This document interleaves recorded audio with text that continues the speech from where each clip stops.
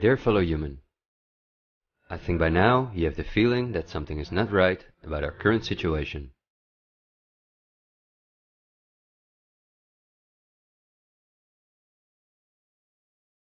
But I also think that the many ill-founded conspiracy theories may have caused you to distance yourself from both the media scaremongering and from those who spread the conspiracy theories. Still, I hope you will listen to me for a moment, because as you watch this video, hundreds of millions of people worldwide are falling into poverty because of the measures that have been in place for so long.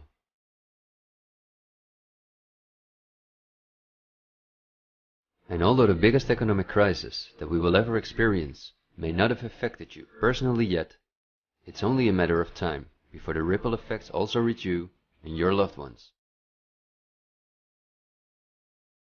This is not alarmism, but the harsh reality we face. I also think that we can limit the damage and even benefit from it if we are properly and objectively informed about our current situation. Therefore, I would like to show you some easy verifiable facts that I think are essential. Less than a handful of megacorporations dominate every aspect of our lives. That may seem like an exaggeration, but from the breakfast that's on the table in the morning, to the mattress we sleep on at night, and everything we do, put on, or consume in between, all are largely dependent on these corporations. These are investment companies of immense proportions, and they manage the major money flows on Earth. They are the protagonists of the play which we are currently witnessing. So as not to take up too much of your time, I've summarized the most important information as briefly as possible. How does it work? Let's take as an example a company like PepsiCo, which is the parent company of many of the most popular soft drinks and snacks in the world. There appear to be many different competing brands, but they all come from the factories of a small number of corporations that together have a monopoly on the industry. Within the packaged food industry, there are a number of other major companies, such as Unilever, the Coca-Cola Company, Mondelez, and Nestlé. On this image, you see that virtually every well-known brand in the packaged food industry belongs to one of these corporations. You can easily get this kind of information. You can verify it on the websites of the relevant brands or on Wikipedia. Companies of this size are usually publicly traded and have a board where the largest shareholders call the shots. On websites like Yahoo Finance, we can find detailed company information, including who the largest shareholders of these companies are. Let's take PepsiCo again as an example. We see that 73.14% of the shares are held by no less than 3,379 institutional investors. These include investment companies, mutual funds, insurance companies, banks, and in some cases governments. Let's look at who the largest institutional investors of PepsiCo are. As you can see, just 10 out of the 3,379 investors account for almost 1/3 of all shares. The combined share capital of these top 10 has a value of approximately $60 billion. But of those 10 investors, 3 own more shares than the remaining 7. Let's remember their names and let's see who owns the most shares at the Coca-Cola Company, Pepsi's big competitor.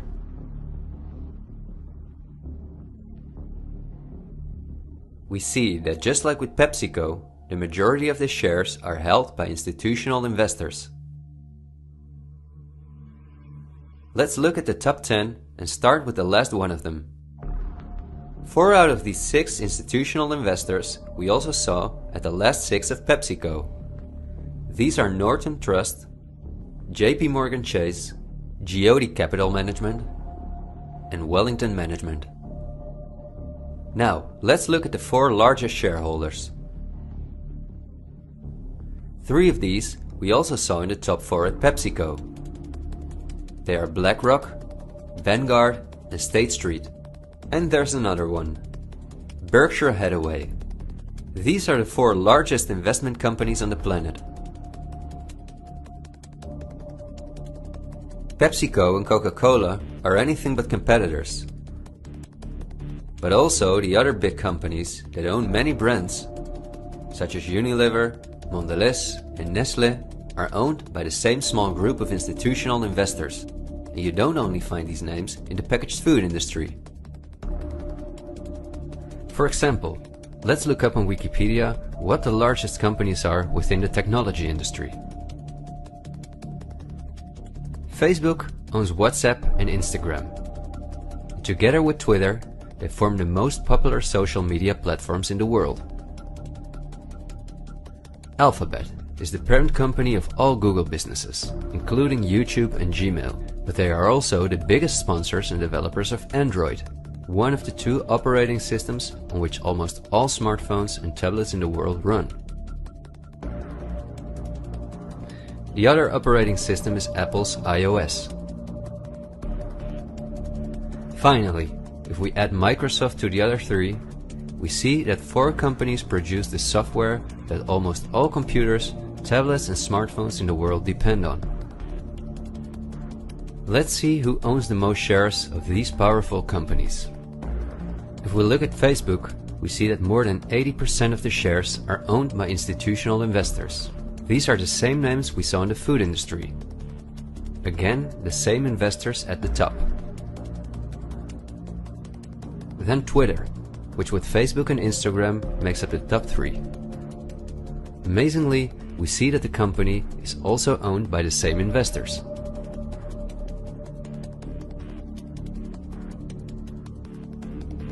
We see them at Apple,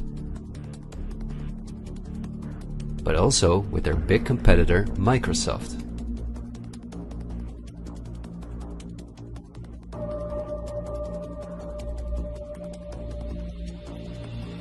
When we look at all the other companies that dominate the technology industry and build our computers, TVs, smartphones and household appliances, we see the same big investors who own a majority of the shares.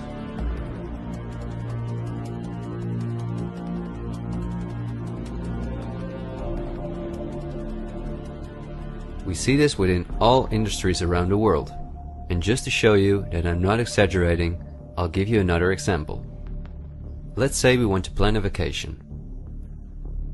On our computer or smartphone, we look for a cheap flight to the sun through websites like Skyscanner and Expedia, both of which belong to the same group of institutional investors. We fly with one of the many airlines, of which the majority of the shares are often owned by the same investors or by governments, like Air France-KLM. The aircraft we fly is in most cases a Boeing or an Airbus. Again, we see the same names. We look for a hotel or an apartment through Booking.com or Airbnb.com. Once we arrive at our destination, we go out for dinner, then we write a review on TripAdvisor. The same investors are at the basis of every aspect of our journey, and their power goes even much further, because even the kerosene that fuels the plane comes from one of their many oil companies and refineries. Just like the steel that the plane is made of comes from one of their many mining companies. This small club of investment companies, banks and mutual funds are also the largest shareholders in the primary industries, where raw materials come from. If we look on Wikipedia for the largest mining companies in the world, we see that their shareholders are the same institutional investors we see everywhere else. The same goes for the largest agricultural companies in the world, that our entire food industry depends on. For example, they own Bayer, the parent company of Monsanto, the world's largest seed producer, which produces 90% of all the cotton seed on Earth, as well as the majority of all other seeds. But these institutional investors are also the shareholders of the largest textile manufacturing companies in the world, and even the numerous popular clothing brands that turn the cotton into the clothes we wear are owned by the same group of investors.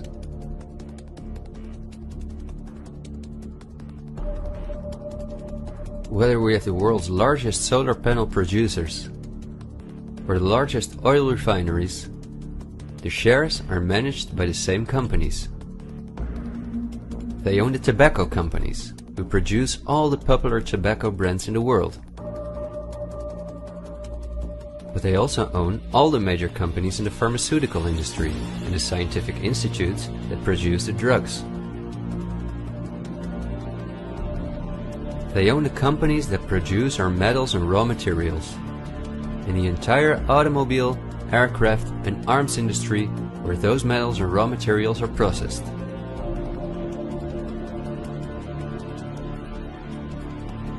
They own the companies that build our electronics. They own the big department stores and online marketplaces.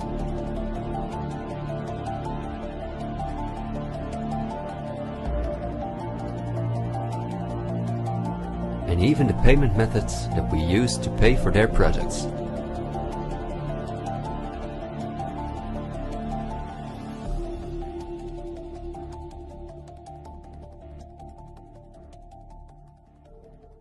Because I want to keep my story as short as possible, I've decided to only show the tip of the iceberg. If you decide to investigate on your own, using the sources that you've just seen, then you will discover that even many of the most well-known insurance companies, banks, construction companies, telephone companies, restaurant chains, and cosmetic brands are owned by the same institutional investors we just saw.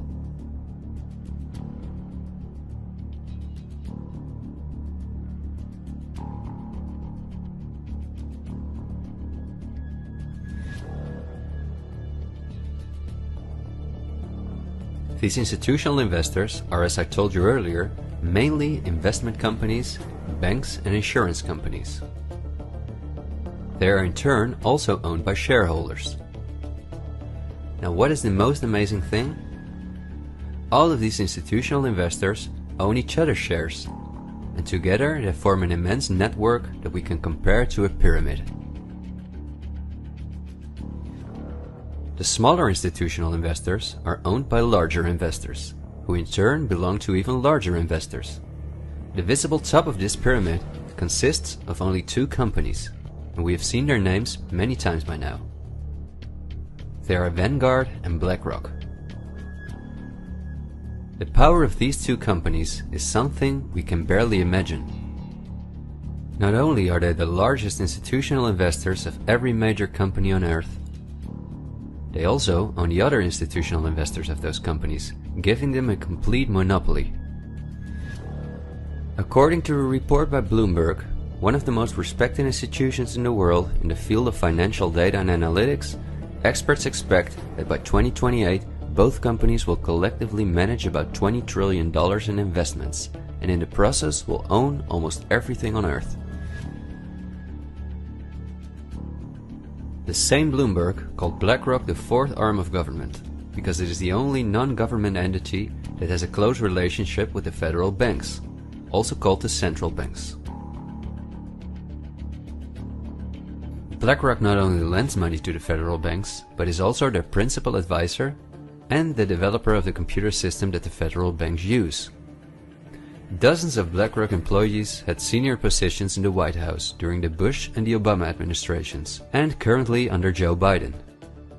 BlackRock CEO Larry Fink is a welcome guest with many heads of state and politicians, and understandably so. He's the face of the company that pulls the strings.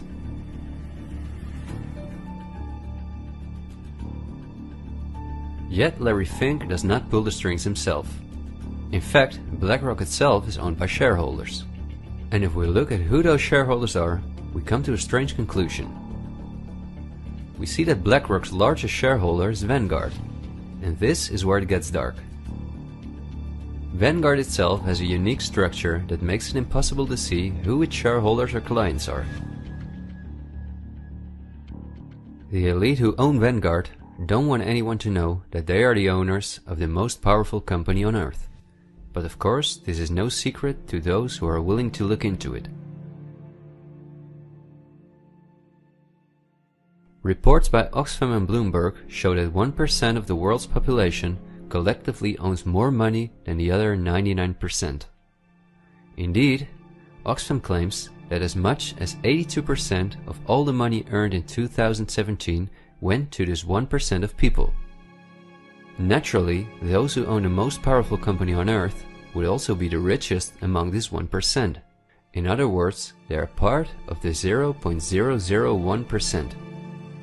Forbes, the most well-known business magazine in the world, claims that by March 2020 there were some 2,075 billionaires. Oxfam's report showed that 2/3 of all these billionaires obtained their fortune through inheritances and monopolies. So this means that Vanguard is in the hands of the richest families on earth. If we study their history, we discover that these families have always belonged to the top of the pyramid, some even well before the Industrial Revolution began. Because their history is so interesting and extensive, I will explain some more about them in the follow-up video that I'm currently working on. But in order not to elaborate too far, I will just point out that many of these families belong to royal bloodlines, and they are the founders of our banking system, the United Nations, and every industry in the world.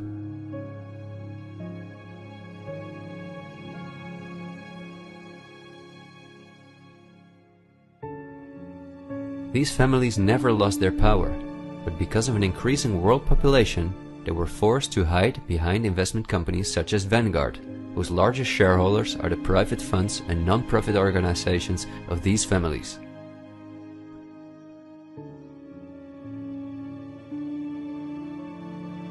To make the bigger picture more clear, I need to briefly explain something about these non-profit organizations. These are the links that connect the business community with politics and the media, allowing major conflicts of interest. At first glance, however, this is not too noticeable.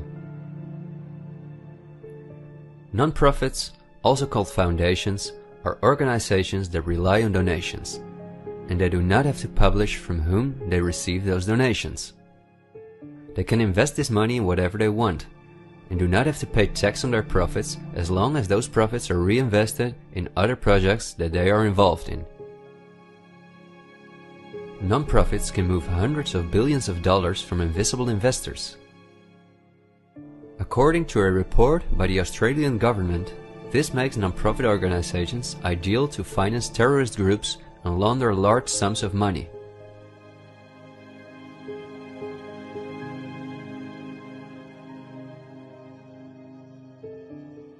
The foundations and funds of the families who are highest in the hierarchy of the 1% hide behind the scenes as much as possible. However, for cases that have a lot of publicity and attention, they use the foundations of philanthropist families that are lower in the ranking, but who are also extremely wealthy. In order to be concise, I will only highlight the 3 most important foundations in the world that connect all the industries in the world to each other. These are the Bill and Melinda Gates Foundation, the Open Society Foundations of the controversial multi-billionaire George Soros, and the Clinton Foundation.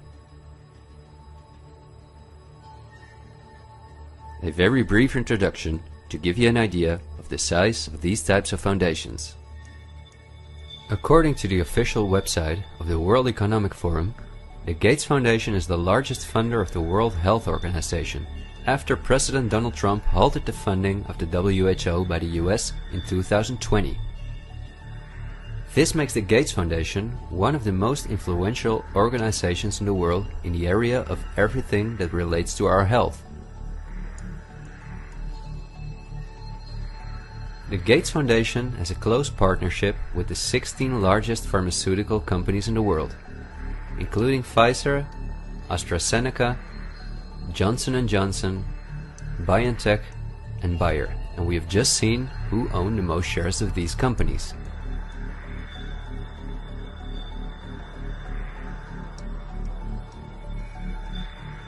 Bill Gates was anything but a poor computer nerd who made it to one of the richest people in the world. But he came from a philanthropic family that, just like himself, worked for the absolute elite. Bill is the founder of Microsoft, which is owned by BlackRock, Vanguard, and until recently, Berkshire Hathaway.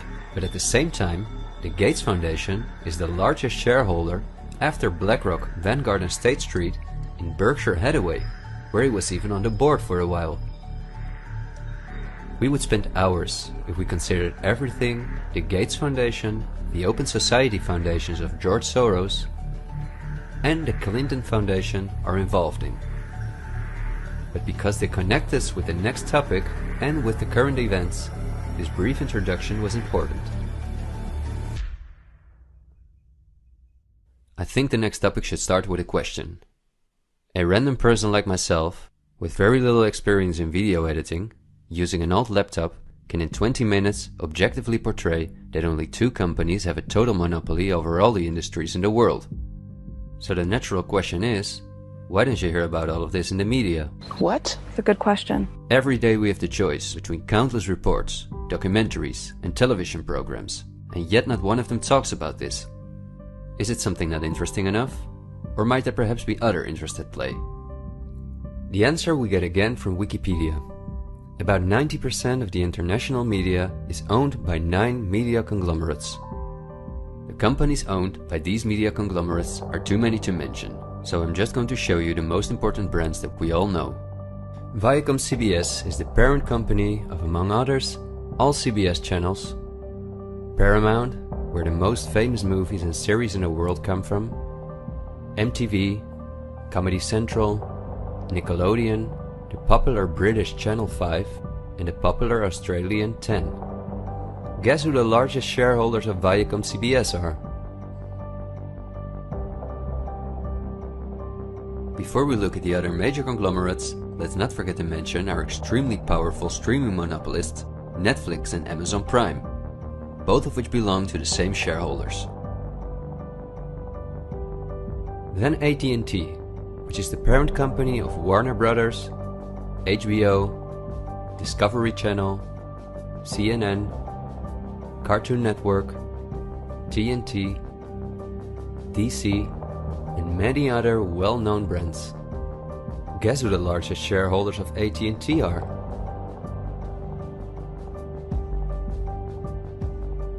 The third one is the all-powerful News Corp.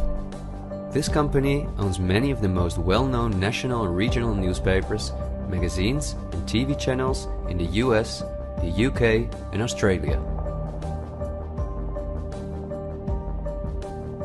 The shares of News Corp are owned by the American multi-billionaire Rupert Murdoch and by the institutional investors we see everywhere else.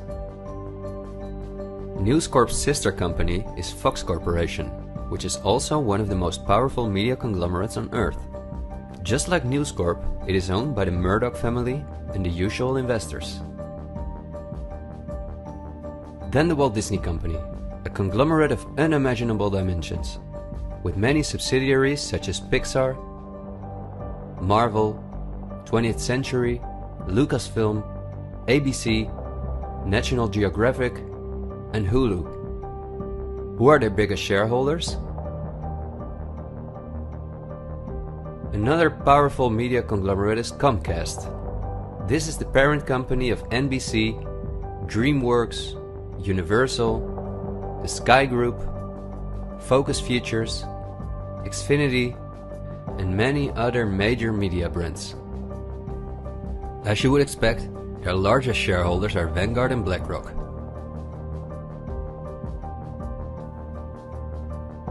I could go on for hours and show that in almost every country on Earth, the local media is in the hands of these kind of conglomerates, which in turn are owned by our institutional investors or by extremely rich and powerful elite families. In the UK, for example, virtually all popular newspapers and magazines are owned by the Daily Mail Group, Reach and the aforementioned News Corp. In the Netherlands, the entire media is in the hands of the Persgroep, Mediahuis and Bertelsmann. And in Germany, the entire media is either controlled by the German government, ProSiebenSat.1, Axel Springer, and again Bertelsmann, which is also a conglomerate of unprecedented dimensions. Not only is this the parent company of the largest book publisher in the world, Penguin Random House, and owner and founder of BMG Music, Bertelsmann also controls a large part of the European media through their subsidiary RTL, a company with 67 TV channels, 10 streaming platforms and 38 radio stations. Bertelsmann is owned by the ultra-rich Bertelsmann-Mohn family, who openly collaborated with the Nazis. Because of this, Reinhard Mohn was held as a prisoner of war in the US. Besides RTL, Bertelsmann also owns a large part of the French mainstream media. And together with Mediaset, the powerful Italian conglomerate of former President Berlusconi that controls the most important part of the Italian mainstream media, they also own all popular Spanish TV channels. Now, to complete the picture, let's look at where the news comes from that all these media outlets are feeding us on a daily basis. The various news media do not produce their news themselves, but use information and images from news agencies such as Reuters, the Dutch ANP, and the French AFP. These organizations are anything but independent. Reuters is owned by the powerful Canadian Thomson family. The ANP is owned by Dutch investor Kees Omen, and the AFP is largely financed by the French government.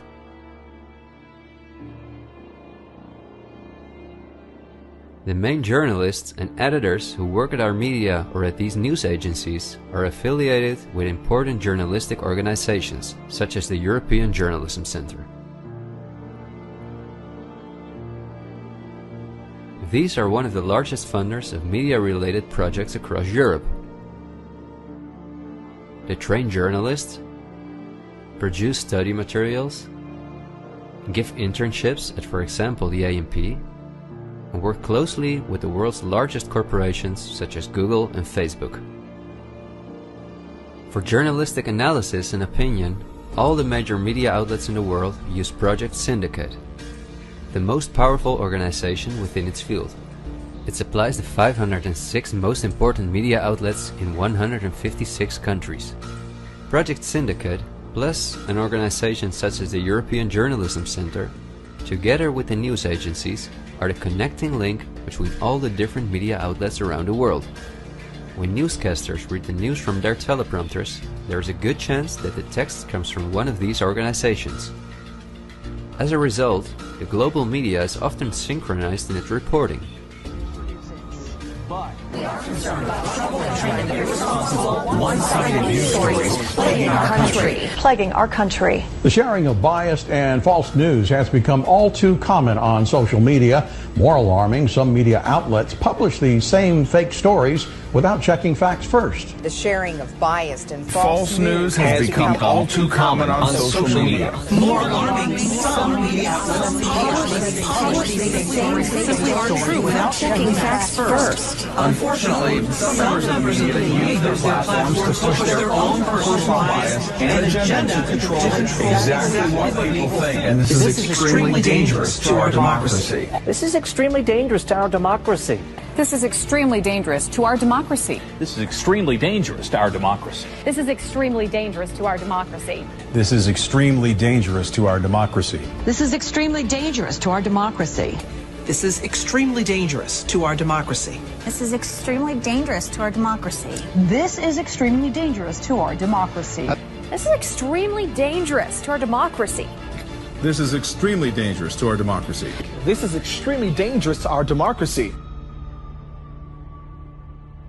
In September 2020, the European Journalism Centre and Facebook set up a fund to support selected news organizations to do the reporting during the corona crisis.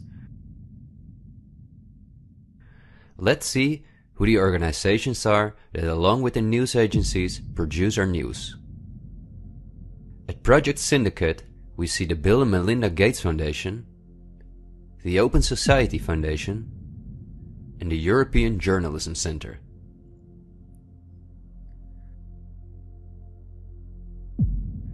Then the European Journalism Centre itself. Again we see the Gates Foundation and the Open Society Foundation. And they also receive large donations from Facebook, Google, the Dutch Ministry of Education, Culture and Science, and from the Dutch Ministry of Foreign Affairs. The organizations that are at the heart of our information flow are funded by the non-profit organizations of the same elite who also controls the entire media.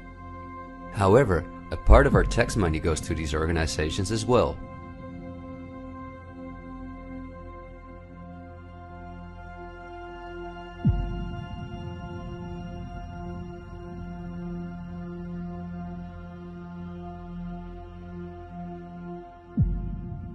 Okay, I realize this was a lot of information to process, and believe me, I've made it as short as possible, and I've only used those examples that seem necessary to show you the overall picture, so you can understand the current situation better.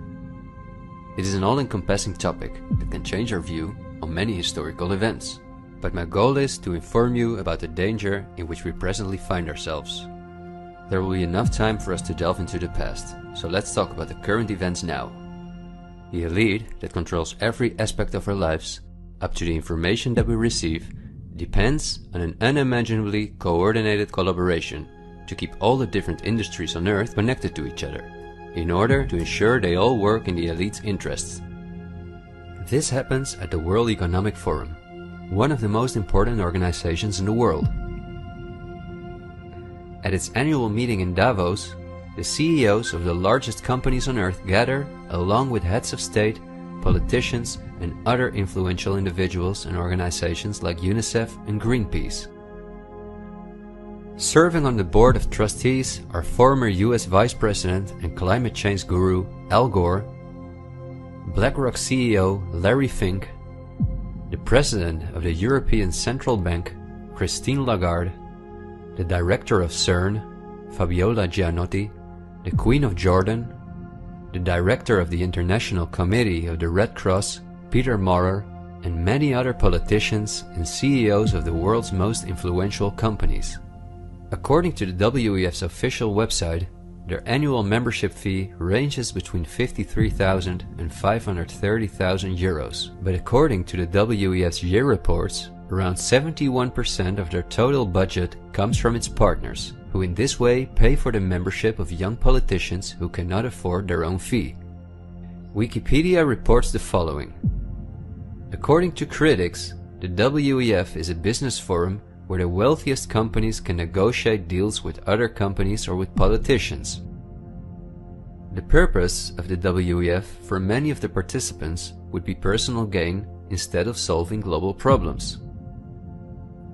I don't like to make assumptions, but would there be so many problems on Earth if the key industry leaders, bankers and politicians since 1971 had gathered annually to solve our world's problems?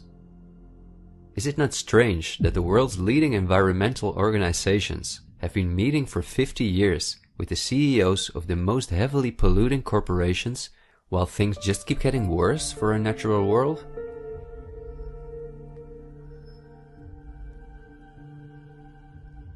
That these critics of the WEF are right soon becomes clear when we look at who the most important partners are that account for almost 71% of the WEF's budget. There are BlackRock, the Open Society Foundations, the Bill and Melinda Gates Foundation, and many other large corporations of whom Vanguard and BlackRock own the shares directly or indirectly.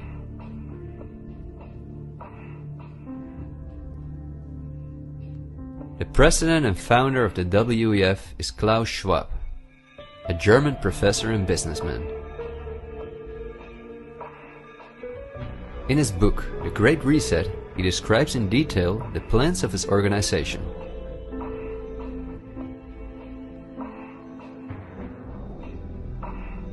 The coronavirus, according to him, is the excellent opportunity to literally reset our society in every regard. He calls this Build Back Better, and this slogan seems to be the motto of all globalist politicians in the world. And it's now a historical moment, a crucial moment, to rebuild the future, to reset our policies. And of course, we also want to work together on building back better.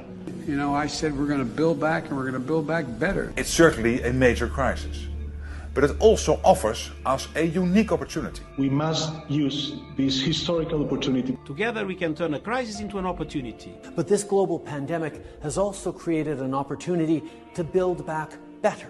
To build back better later.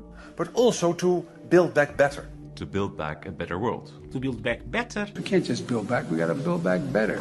And achieve the Sustainable Development Goals. And climate action is an essential part of that. According to Schwab, our old society should be exchanged for a new one, in which countries give up their sovereignty to an all-encompassing world government, in which people own nothing but work for the state, in exchange for their housing, healthcare, and all their other basic needs. All of this is necessary, according to the WEF, because our modern consumer society, which the elite themselves imposed on us, can't keep going as it is. It's no longer sustainable.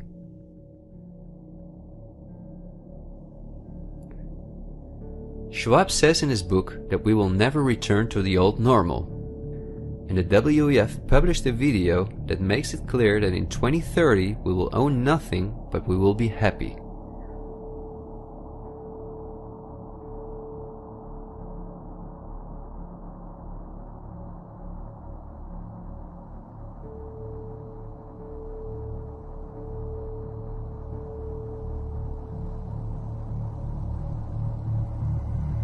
You've probably heard some talk about the New World Order.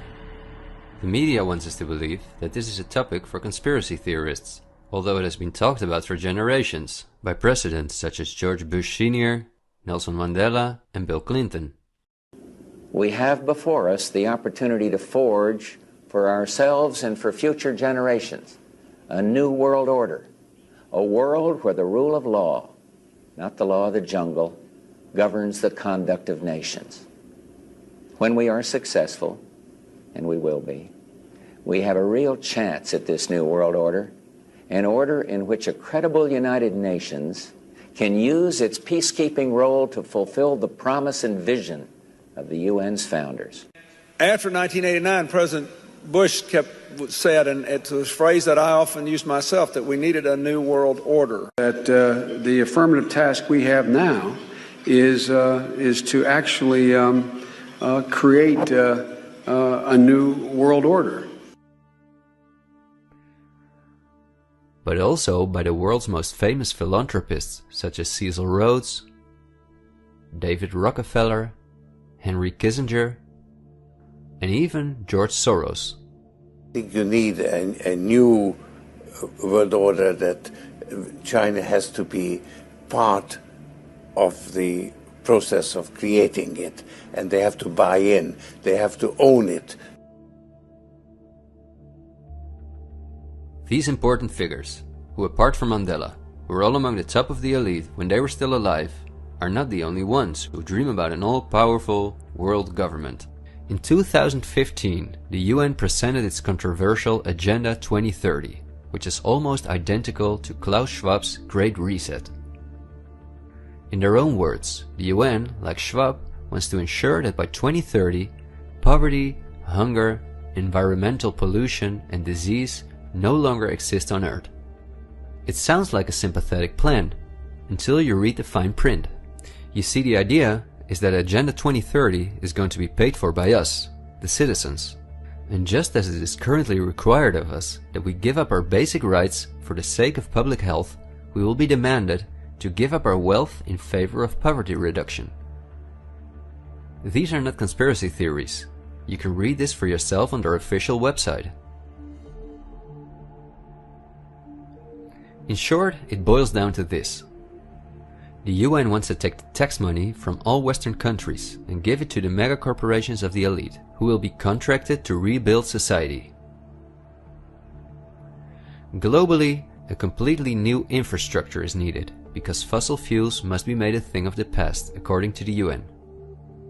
For this immense project, a world government is needed, says the UN. And the same UN takes it upon herself to be this global government. Just like Schwab, the UN also believes that a pandemic is the perfect opportunity to accelerate the implementation of Agenda 2030.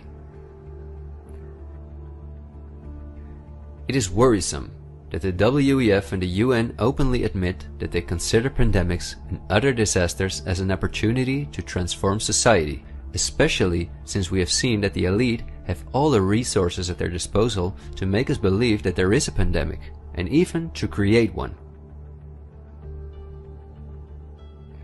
So we certainly should not take these things lightly, and we should examine them carefully. And when we do that, we come across things that are even more troubling.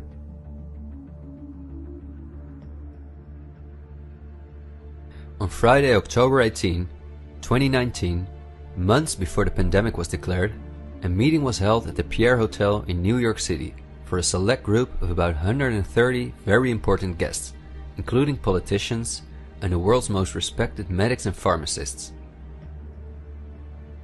The purpose of the meeting was to simulate the possible scenarios in the event of a global pandemic. This could be a coincidence, you might say. For this simulation, however, a coronavirus was used as an example. The simulation covered in detail how the coronavirus would develop and how they could only control this through the intensive collaboration of entire industries, governments, and government agencies. Once again, a new world order to save us from destruction. Does it surprise you when I tell you that this meeting, called Event 201, was organized by none other than the World Economic Forum, the Bill and Melinda Gates Foundation, and the Johns Hopkins Institute? This is not a conspiracy theory. Check the official website of Event 201 for yourself.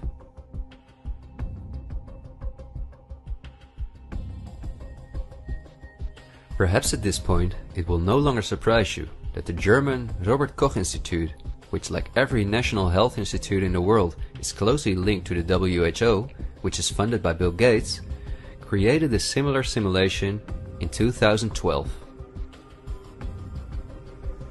As was the case during Event 201, the simulation assumed the coronavirus. This simulation assumed that in a Southeast Asian food market, a coronavirus would spread from animal to human. How coincidental, isn't it? In this simulation, it takes several weeks for the authorities to identify the virus, allowing it to spread worldwide. The simulation is made of the consecutive 3 years, in which there are lockdowns and economies are destroyed.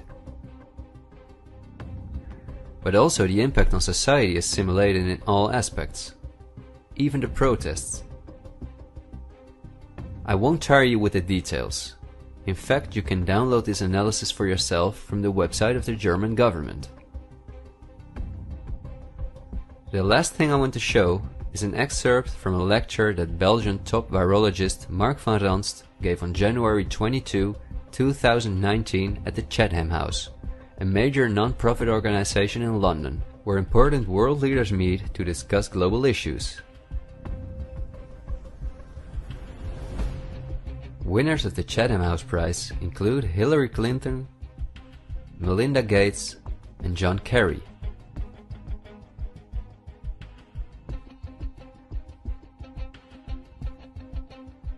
What Van Ranst is discussing is simply shocking. Van Ranst in fact explains how he has fooled the entire Belgian population during the swine flu through fear-mongering, out-of-context mortality rates, and media manipulation. He laughingly explains how he managed to impose the vaccine for the swine flu on the frightened Belgian population, a vaccine produced by the pharmaceutical companies he worked for. Thank you very much, Ab. Thanks for the invitation. And I was asked to tell you about my experiences being the crisis manager, the flu commissioner for Belgium, and highlighting the communication. And then you have one opportunity to do it right. I mean, day one is so important. In day one, you start your communication with the press, with the people, and you have to do it right. I mean, you have to go for one voice, one message. In Belgium, they chose to appoint a non-politician to do that. I mean, I have no party affiliations, and that makes things a little bit, at that time at least, a little bit easier, because you're not attacked politically, majority, minority. That doesn't come into play, and that was a huge advantage. The second advantage is that you can play in Brussels the complete naive guy and get a lot more done than you would otherwise be able to do. You have to be omnipresent that first day or the first days, so that you attract the media attention. You make an agreement with them that you will tell them all, and if they call, you will pick up the phone. When you do that, then you can profit from these early days to get complete carpet coverage of the field, and they're not going to search for alternative voices there. And if you do that, that makes things a lot easier. These first weeks, That's easy street.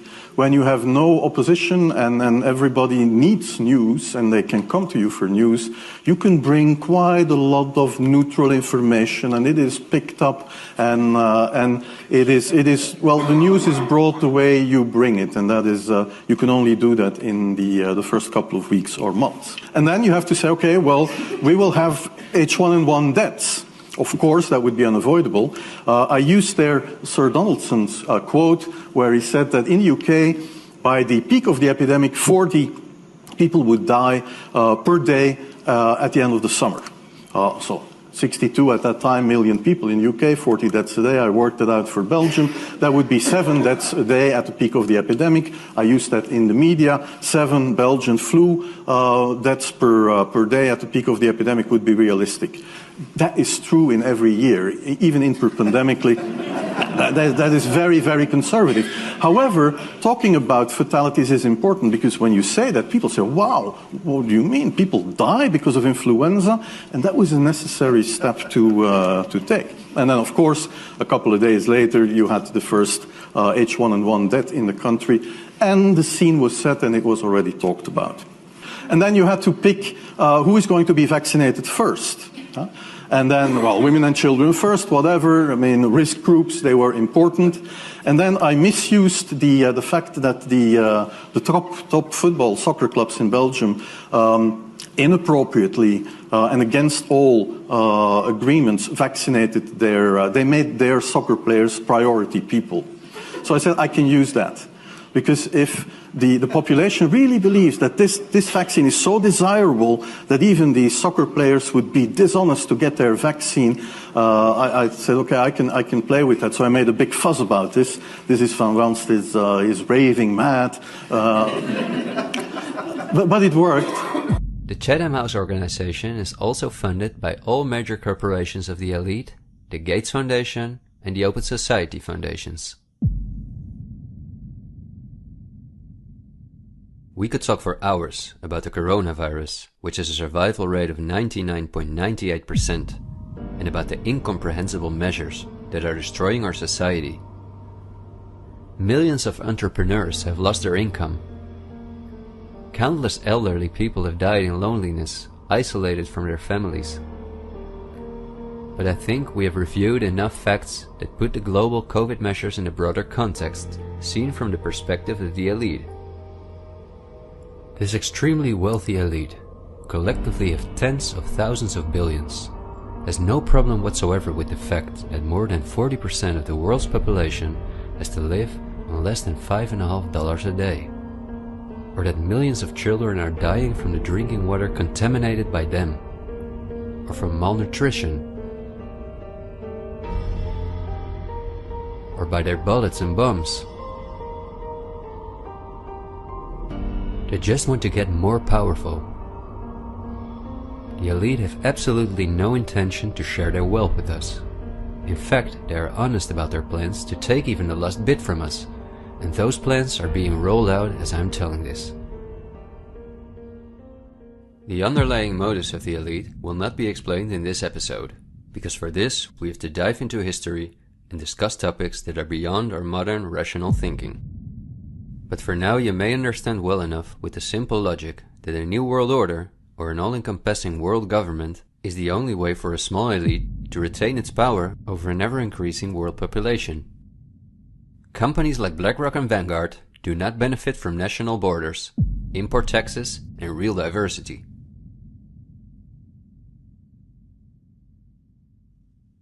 Only through fear and media manipulation can they maintain their grip on all of us.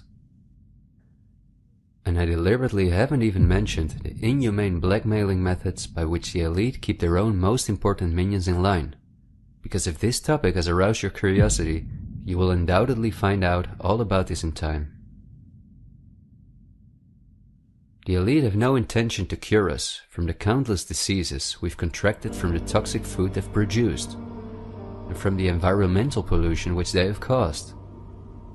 After all, if we didn't get sick, the entire pharmaceutical industry would collapse. Nothing sells like fear is the motto of top virologists like Mark van Ranst. You will be amazed, as I was, when you discover that we have been warned countless times about this elite. I think we're being run by maniacs. If anybody can put on paper what our government and the American government, etc., and the Russian, Chinese, what they are actually trying to do, I think they're all insane. But I'm liable to be put away as insane for expressing that. That's what's insane about it. I mean, don't you agree?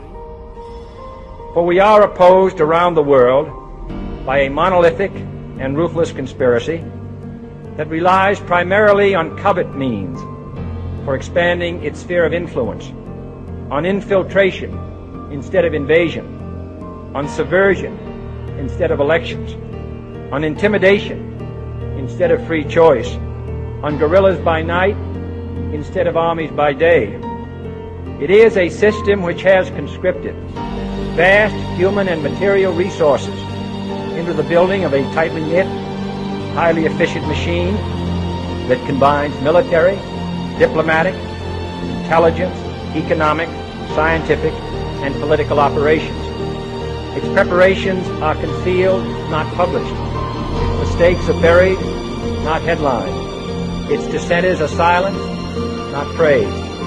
No expenditure is questioned, no rumor is printed, no secret is revealed.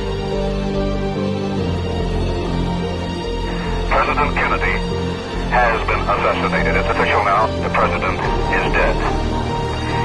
Women here in shock, some have fainted. Grown men, Secret Service men standing by the emergency room, tears streaming down their face.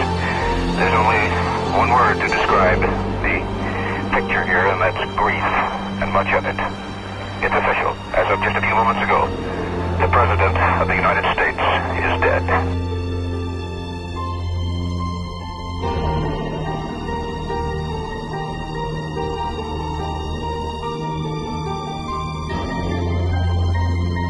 When you're talking about like really elite levels, the name of the game is blackmail. That's what runs the whole system, basically. They want compromised people because they're easy to control. I'm not suicidal. I'm not suicidal.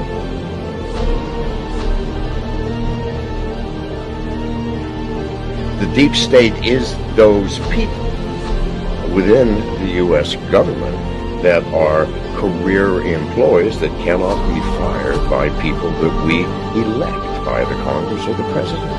Are these people in control? Can they enact laws? Fuck yes. Can we fire these people? No. Can presidents fire them? No. It's designed that way so that political parties and political interests cannot affect the deep state. Do you understand the nightmare of our situation, people? It is no secret. It is as open as it can be. The deep state does control America. Wake up, people, please. God. Use some common fucking sense. Thank you.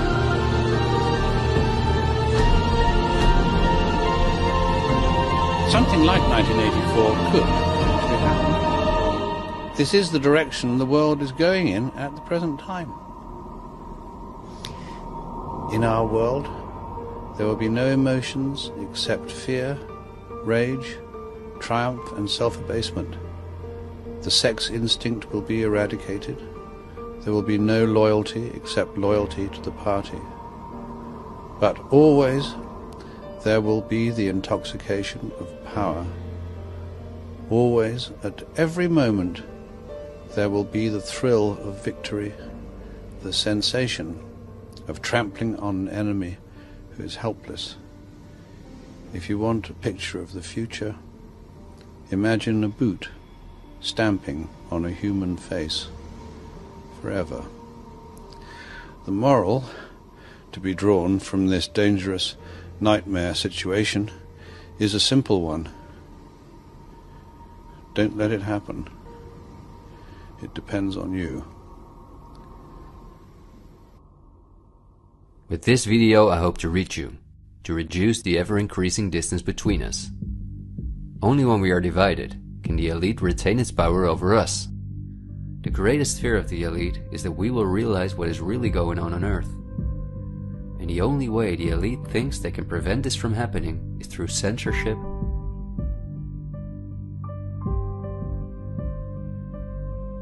preventing human contact,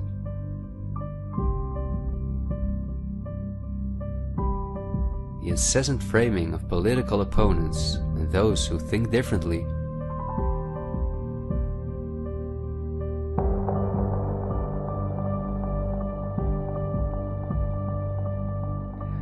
and the use of brute force.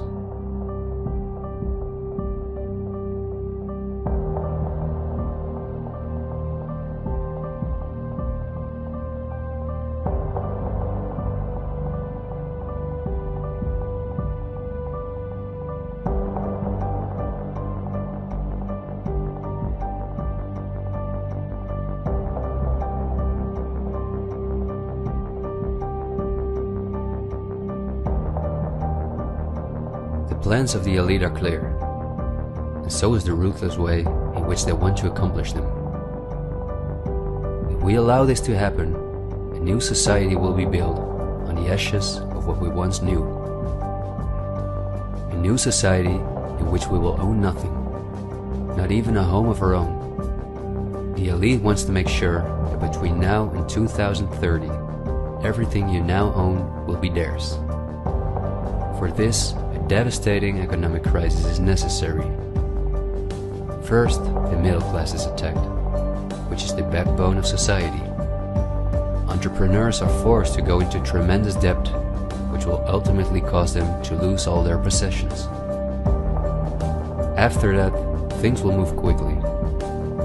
Banks will fall, cash money will cease to exist, and the only way not to starve to death will be the acceptance of government support, which will include several conditions, such as the vaccination passport and giving up all private possessions.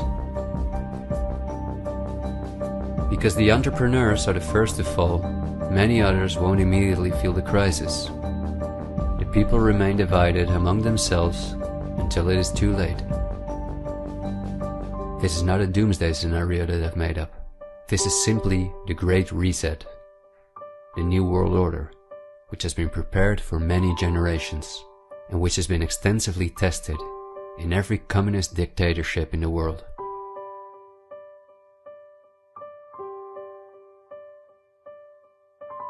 But this can also go a different direction, and instead of a great reset, we can cause a great awakening and create a world where no one has to go hungry, and where we can live in a sustainable way, in freedom with each other and with nature. This is not an idealistic daydream. There have always been forces that have sought to break the power of the elite, but until recently, our means of communication were always insufficient to get a mass network in motion. The elite have always kept us in ignorance about the discoveries of geniuses such as Tesla, who was far advanced in the field of clean, free energy. Or Dr. Rife, who used radio waves to cure at least 16 terminal cancer patients before he, just as Tesla, died in a suspicious manner. Or Henry Ford, who in 1941 had already made a car out of bioplastic that proved stronger than steel. The elite have hidden countless such techniques from us because they form a threat to their monopolies in every industry. These were techniques that would have given us freedoms and put the elite's power at risk, which is based on our fear and dependence on their projects. These are not conspiracy theories, but facts.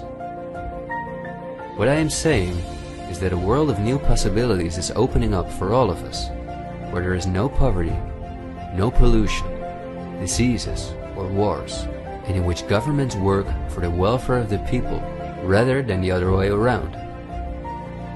Countless ailments that provide the pharma industry with hundreds of billions of dollars will be cured. No one will have to work their ass off to live a dignified life.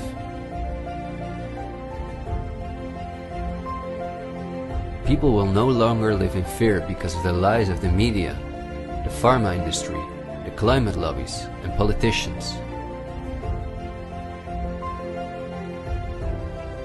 It's all on the horizon, but we have to go through the storm first and recognize what the real problem is in our society. I want to thank you for listening to me, and I hope someday, in freedom, together we'll reflect back on this unique moment in history. There is still so much to tell, but we will save the rest for later. This video was only intended as an introduction. This is where our journey starts, and it will be a difficult one, but we will undertake it together, and we will help each other get up when we fall.